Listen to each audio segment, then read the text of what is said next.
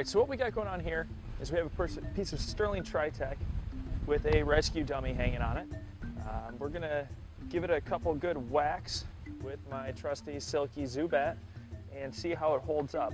This stuff's supposed to be cut resistant, so we're gonna see how it holds up a little bit better than, let's say, something like this AeroFrog. So we'll do some tests side by side, give it some good cuts, and see how it handles. Ready? Let's have some fun.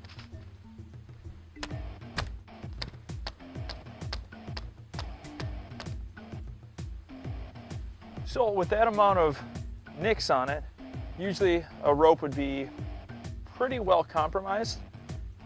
We'll take a closer look at this, but there's barely any cuts on this, which is pretty remarkable. And it's just a matter of the, the cover and the core, what it's made up of.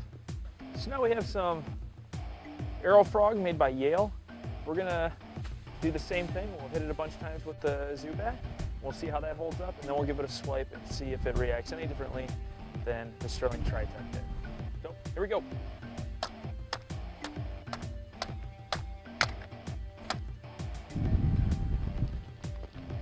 Okay, so you can see that the AeroFrog, spin it here,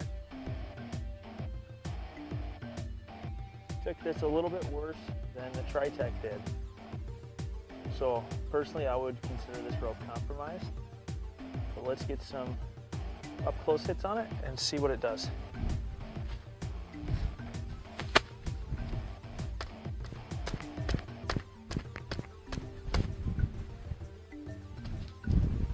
So now we'll give it a swipe and see how it reacts. Here we go. Okay, so this time we're gonna give it a full swipe and see how it handles compared to the AeroFrog. Here we go.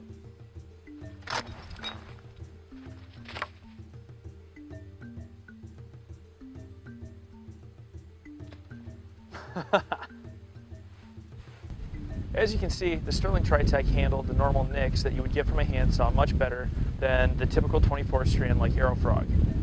When it came to the swipe through, Sterling Tri-Tech handled a little bit better, but nothing huge compared to, again, the AeroFrog. Both of these are a great option. We love using the Sterling Tri-Tech as a lanyard, just so the normal nicks and little things like that are handled a little bit better. If you want to check this out or other great products, check it out at Bartlett Arbor Supply. And you can check us out at www.bartlettman.com.